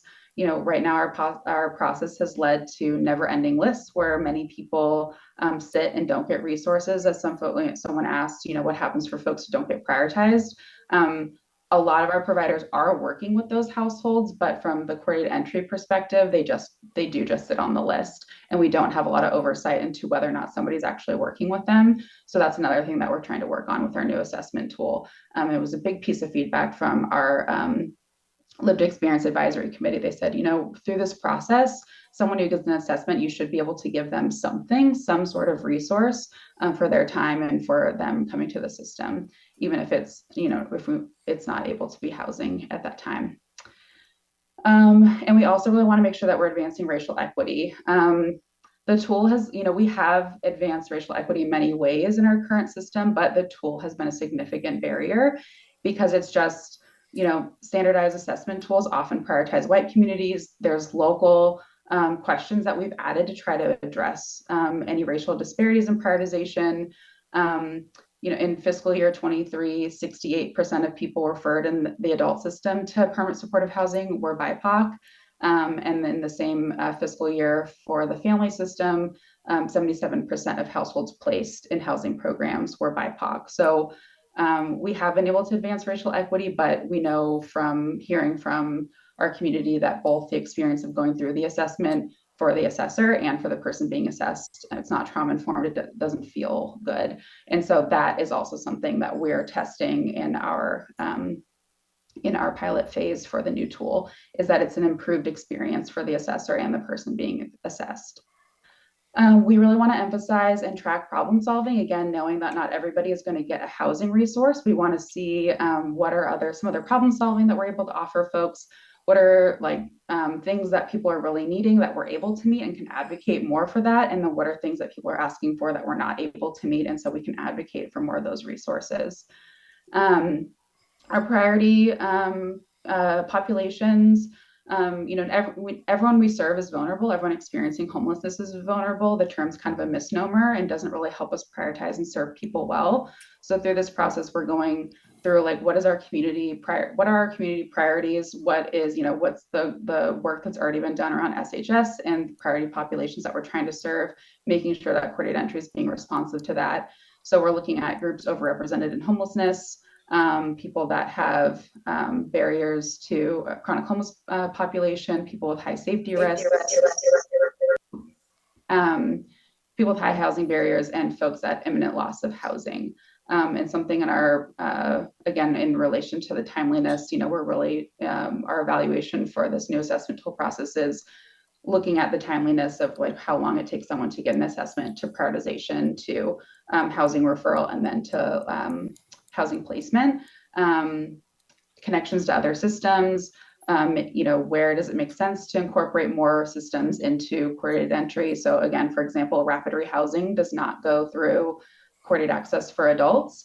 And so having more conversations about how we can streamline access to those resources if folks are showing up first into our system at coordinated entry. And I think that is all I had. So if there are questions. Thanks so much, Katie. Well, yeah, just to make sure we have time for home base. Mindy, I want to come back to you. Did we lose Mindy? Nope, I see Mindy's name still there. I want to start with Mindy because we just have enough time to maybe take a question or two and then go into hear from home base. And then we'll take questions at the end of home base's presentation too. Yeah, and questions can come in after the meeting. Mindy, are you out there? You've been patient. Yep, I sure am. Yep. You were patient, so I'm circling back to you. Oh, no, that's okay. And sorry for the inelegant switch to cell phone. I have to be at another meeting at 6. So I was curious. I know that Abby, you talked about at the beginning. This is a HUD requirement for coordinated entry. I'm impressed by all the work everyone is doing to sort of update that process based on all of the learnings. Particularly appreciate the question about that Monta asked about the folks who need more short-term interventions. But I'm curious, given that SHS is such a different and is locally governed funding source, if someone could kind of talk about the relative value of kind of pointing, like continuing to use the HUD tool, even though I think we have other flexibility. So I'm just curious about that. Yeah, so just want to clarify, HUD requires that a coordinated entry exists in each continuum of care and meets the general requirements of the 4 core elements. HUD does not require a particular tool. It doesn't require a particular assessment tool. It doesn't require a particular prioritization tool. So there is a lot open. So HUD essentially has those 4 core elements, and then they also have reporting requirements. But other than that, HUD still doesn't have a ton of requirements for the way coordinated entry can happen. And certainly our local COCs have vastly expanded on the basics that HUD requires using SHS and other funding. Helpful, thank you. Thanks, Mindy. Short, easy answer question. I hope so. This is a clarifying question for, I think, Multnomah County and Washington. I don't think Clackamas County, because I didn't see the population subdivides. I'm just wondering if an intake is able to be, or I'm sorry, not intake, if the assessment is able to be amended if household changes occur. For example, it's a family, but DHS has now removed the children. Does that person have to be reassessed now as a single adult, or do they remain there? You know, just wondering, or do they have to start over? Yeah, so are we amending, if we're doing this by population segment, are we amending assessments when household circumstances change? Or do people start over to be then put into the system they now identify with? So we can do a quick round robin of counties, but one of the things that Built for Zero talks about is the ability to identify when somebody has had a change like that and move them into the appropriate group. So maybe quick round robin with counties. Do you have a way to? I can say that Washington County you can change a household, and like if one person leaves a household and they were part of the income, you can change that. You can change if that person leaves. You can change if children are removed, or maybe they've taken on a dependent.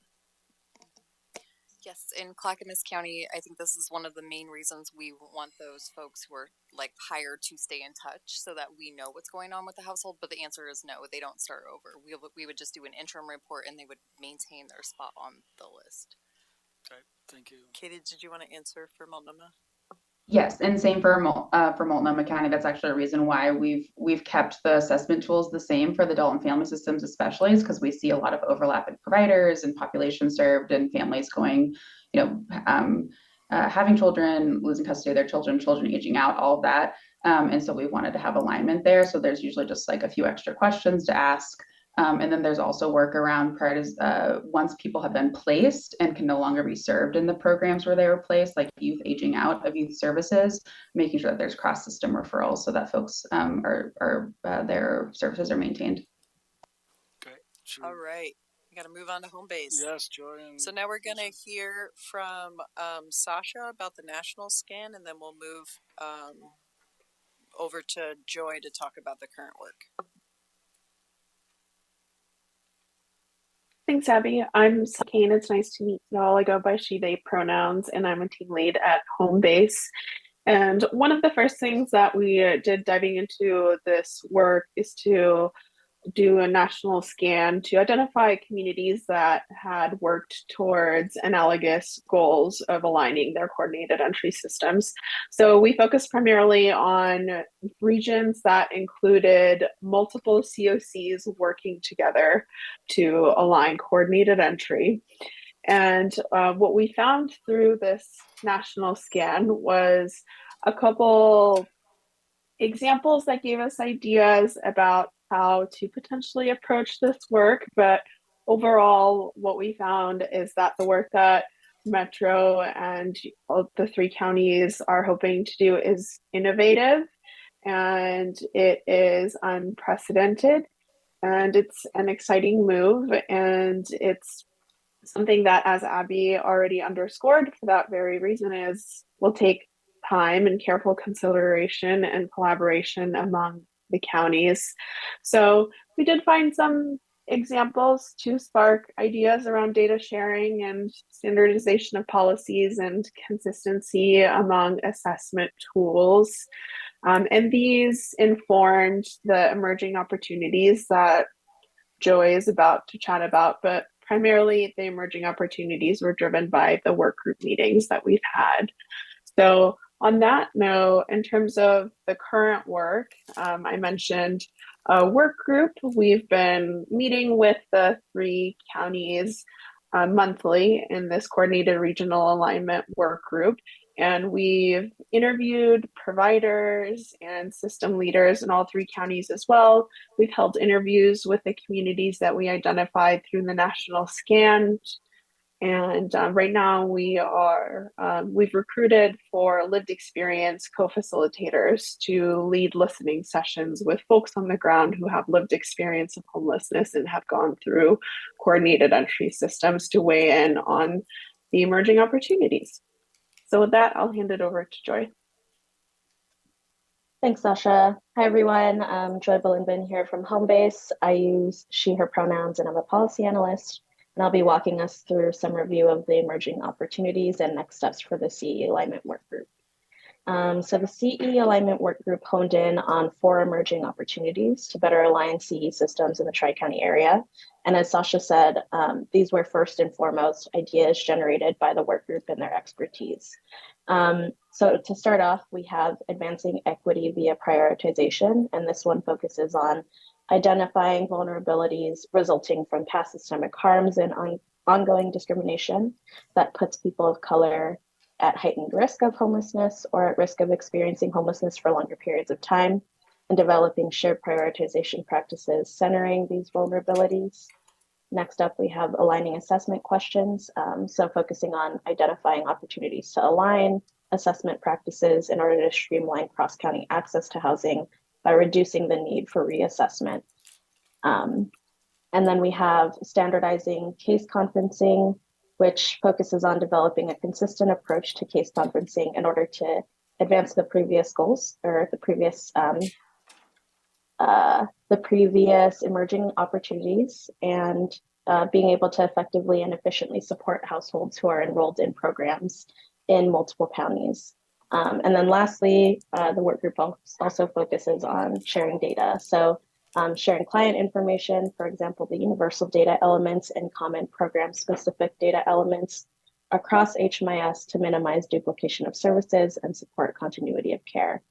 So we'll share a few ideas the CE work group is thinking towards in the next few slides in a bit more detail. So for advancing equity via prioritization, the group has talked about identifying vulnerabilities that are disproportionately impacting folks of color, developing a proposal for COC and coordinated entry board approval for coordinated entry prioritization factors, centering these vulnerabilities, identifying common prioritization factors across each region, and as well identifying unique prioritization factors within each county. So the work group is exploring ideas to get these things as best aligned as possible. Next slide. So for aligning assessment questions, some emerging opportunities the group has seen so far include compiling an assessment of common questions between the 3 counties. Also doing a scan and compiling assessment questions unique to each county, minimizing the number of proposed changes to existing assessments, and also identifying protocols for client choice between counties. So for example, pathways for clients to access coordinated entry in other counties, regardless of where they initially are presenting for services. So again, the focus here is to align these assessment questions so that they better translate across systems, which could help move towards a more seamless assessment experience for folks who are moving between counties. Next slide. So for case conferencing, some emerging ideas we have there: identifying best practices related to case conferencing amongst the counties, standardizing approaches to case conferencing across county lines, and identifying opportunities for case collaboration between counties. So mainly looking for opportunities for collaboration and alignment amongst these different case conferencing processes. And lastly, for data sharing, some emerging opportunities there include communicating CE data sharing needs with regional HMIS governance bodies. So we want to increase visibility to clients seeking services across county lines and ensure that overlapping assessment responses are visible between counties as well. And we understand that there are various limits and concerns with data sharing, so the group is only exploring the level of visibility that's necessary to continue looking at these interdependent emerging opportunities with data sharing, assessment, and prioritization. And in terms of next steps, we're going to be continuing the work group meetings. So the work group has been working their way through zooming in on each emerging opportunity. In May, we'll primarily focus on case conferencing. We're also going to be developing an implementation plan for TCPB review. This is going to detail how CSU boards will be engaged in decision making and laying out a roadmap to working on some of these emerging opportunities. And we'll also be holding some in-person listening sessions with people with lived experience of homelessness. So we definitely ultimately want the implementation plan to reflect the feedback of people with lived experience who have their own experiences moving through the coordinated entry systems, along with the work that's been done by the coordinated entry alignment work group. With that, I think I'll pass back to Abby to facilitate some questions. Great, thank you. I guess I'm Abby for now. So let's open it up for questions. We got about 10 minutes or so. Ebony, jump in. Did you want to say something, Abby? No, thank you everyone for your presentations. I'm ready for your questions. I like how you said no and then immediately said something. Yeah, Ebony jumped in. I just wanted to know what budget there was for asking for the time of people with lived experience to provide their input. Yeah, so we're looking at a rate that's the same as what we pay TCPB members for their attendance here, but it's in stipend form, so it's not an hourly rate. There will be 2 co-facilitators who will be paid for their time to learn a bit of background and do a little training, and then facilitate their fellow folks with lived experience. And so the rate that we pay here is $200 for a 2-hour meeting for TCPB. So that's the same rate that we're looking at for the lived experience participation. Thanks, Ebony. Nicole, sorry, you're right in front of me. I see your hand. Sorry. Oh, thanks so much. Thanks so much for the presentation. Super, super helpful. I was curious just in hearing some of Homebase's recommendations around aligning the assessment questions. Like, how would that land with the counties when I hear the 3 different counties presenting the unique ways that they do it? And that like Multnomah County has 5 subpopulations with different assessments versus Clackamas County, which maybe it sounds like has 1 assessment and then farms it out based on what's coming up. And I'm also curious about standardizing the case conferencing and just if the counties feel like that's doable to have maybe 1, standard assessment that's aligned that would flow well across the 3 counties, or if there are reasons that that's not already the case. Yeah, Abby, you want to? Yeah, I'll start, and then Nicole, if you have things you want to add. So, first, aligning assessments does not mean that we'll have the same assessment across all 3 counties. There are unique needs that each county does need to account for in their coordinated entry assessments. The second thing to keep in mind is while HUD didn't put a lot of parameters around coordinated entry, we still capture coordinated entry assessments in HMIS, which comes with its own set of alignment. There's some natural alignment. So we're all asking name, date of birth, social security number, ethnicity, veteran status, race, we're all asking those the same way because those are standardized within HMIS. We're all asking things like, how long have you been homeless? How many episodes of homelessness have you had, that are sort of standardized among the way that HUD programs go. So because all of us had to base our coordinated entry system off of HUD, there's some natural alignment. We've done some very initial work before the regional alignment stuff came up, where in the group where the three counties are just in a collaborative learning from each other, where we looked at the three assessments, and there is substantial overlap just naturally between the three of them. So it's just about identifying that, being conscious of it, and then having specific conversations about whether any counties are interested in shifting or changing questions to better align. For example, if we're all asking a very similar health-related question, but it's not the exact same question, can we enter into a conversation about whether we could be asking the same question? So those are the kinds of things we're going to be exploring. The other thing was about standardizing case conferencing. Again, this isn't like, the goal is not to have one case conferencing meeting across the three counties regionally. That would be very challenging based on the groups of providers that need to be involved and the partners that need to be involved and the resources available. And so the idea is to standardize the practices as best we can, so that as healthcare systems, for example, or service providers that serve multiple counties participate in those case conferencing processes, they can feel like there's some familiarity across the different counties in the way they're doing it. So again, these are just emerging opportunities. We haven't gone too in depth, so I don't have a ton of detail to share about how or why or what's doable or what's not doable yet. But we're having really open and fruitful conversations, and everyone is really engaged in the opportunity to make this easier for folks seeking services and for the providers in our community. And I'll see if Nicole wants to add anything. Abby, you took many of my points and said them much better than I could, so thank you. I will add just one more thing. It's been said, but it's worth elevating who has the authority here. It's actually not the counties with the authority. It's our continuum of care boards. So I want to make sure that's clear. It's not said to say no or slow thing or push away the great work of regional alignment on coordinated entry. It is to set expectations about the layers we will need to go through to comply with HUD requirements. I will flag we do have Zoe, who is on the continuum of care board for Washington County. That is also a member here that will greatly help as we bring that conversation forward. But frankly, the counties just don't have the authority to say yes or no. It's the discretion of our boards. Great, thanks. I think we had Chair Harrington and then Christina.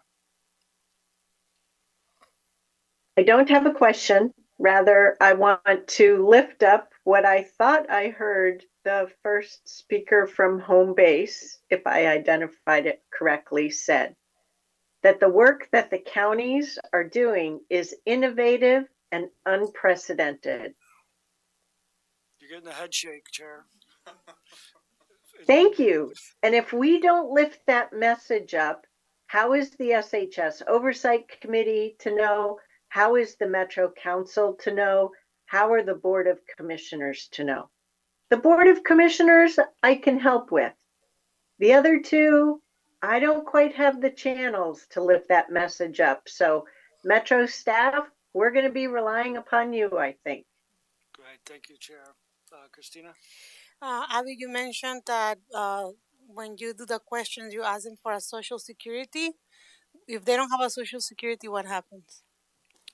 They just say, I choose not to answer that question. We enter either client doesn't know or client refused, and we move forward with serving them with our programs.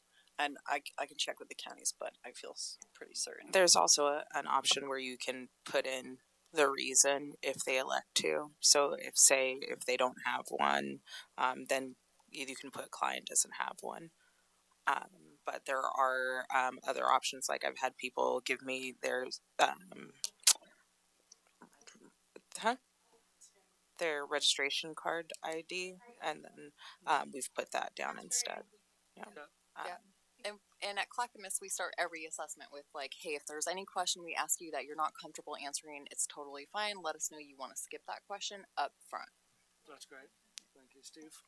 Yeah, I think great presentations, a lot of food for thought, and I kind of like even when you think about SHS admin dollars, HUD does these things where they tell you have to do all this stuff and it doesn't pay for it. They also are very good at atomizing funds. And there's different streams, and then really what SHS I think can be very helpful with is we're talking about people in crisis throughout the populations, and so I would hope that whatever we have done in the past, because it was prescribed or we thought it needed to be separate because of HUD, you would think that if we were able to demonstrate, here's a region that's putting its own monies in as well, frankly, it might dwarf the HUD monies. Probably does, right? I mean, the old McKinney thing was never a lot of money. So I think it's great and it's terrific. We have consultants, and my hope is that we come up with a system that makes sense. Yeah, I just want to reiterate, we won't fully escape HUD mandates because we do still need that money coming into our communities and is required, but certainly a lot more flexibility came along with SHS and a lot of opportunities to evaluate why we do the things the way we do and whether they are based on solely on requirements or whether they were based on a system of scarcity that we get a chance to reevaluate. That's great. So I think Mercedes will be our last question for tonight, but I do want to just, I know Abby's offered, if there's questions that come up as you continue to process this conversation, please reach out to Abby and she'll make sure they get to the right place and get the response. Mercedes? Thank you so much. This has been really informative. I really appreciate all the time folks put into it. A couple of questions that come up for me is, and one of the reasons I asked about, like, can we amend existing assessments? To me, that seems like everybody said yes, so I'm going to take everyone at their word. So that seems like an easy way to find ways to make the assessments portable, right? Like if you already have a system of amending it, then if I, got a job in Washington County and I did my assessment in Multnomah County, I still don't have a place to stay yet. Like, if it's easily amendable, then how do we just amend that so that I can continue to get service? Or I'm currently using a voucher, an ARLA voucher, but now I'm moving to another place and I want to take that with me. And if we're able to do amendments to assessments, how do we lean into that capability to find that regionalism? Another one is I saw the other systems coordination. I saw healthcare pointed out. I would love to know if anyone is connecting people to income resources, whether that's someone who can do an SSDI assessment and actually put in those applications, or help people get a job, and where those are connected. And I think what would be helpful as we're trying to find those regional pieces is to understand what components of the coordinated entry open up doors to SHS programs versus just the federal program. Because I suspect we'll be able to get creative with portability for SHS specific funded services, where we might have to be like, I'm so sorry, but this is a federal program, so you will have to start over if you move out of the county, right? But how do we shrink it down to just those things that are not portable? And I think the best way to do that is identify where the county is currently using their coordinated assessments to open up the SHS door. Yeah, a couple of things. So some of the things we talked about between assessment, alignment, at least identifying common questions, and then HMIS data sharing, there's there's mechanisms depending on how we land and how implementation plans turn out, so that if Lauren screened someone and did all their assessments and we had some understanding of common questions and some data sharing, then if someone showed up in front of I don't think Catherine does screenings anymore, but Catherine, she would look them up in HMIS. She would pull up their assessment. I know you do this because you live in HMIS too, but not everyone knows this. It would auto populate, so that even if you're not, even if it's a new assessment in a new county, you're only asking the county specific questions rather than the whole assessment. So that's what data sharing does in HMIS. If we get to that point and it works out, that is some of the discussion we've been having. So that's one thing. You talked about ARLA voucher ports. That's sort of a different conversation. People with ARLA vouchers are already in housing programs rather than coordinated entry. When we talk about porting ARLA between the different counties, we don't talk about starting over in a coordinated entry system once someone has an ARLA voucher in one county. Rather, we assess the need to move to another county, and if there is a need to move to the other county, there's a coordination process and system and packets of information that gets sent back and forth between the two counties to connect that person to an ARLA voucher and to services in the new county. So that doesn't restart the coordinated entry system. And that was part of Steve's question earlier, so I wanted to go over that. And then you talked about connections to income and jobs. I think that's a specific county question for how they run their coordinated entry systems rather than a regional point. I will say how it currently works, Mercedes, is that there is there's not necessarily a navigation to a specific provider for income needs and income assessments, but when they are assigned to a certain program, that provider then goes through and says, all right, I see you have no income here. Let's see if you're eligible based on your current needs for SSI or SSDI or assistance in finding work. And I know a lot more people have been referred to like work systems this past year than any other year that I've been working. So I've seen an actual like push for that. But I would say it's more on the provider to read the assessment and verify income and income needs. Yeah.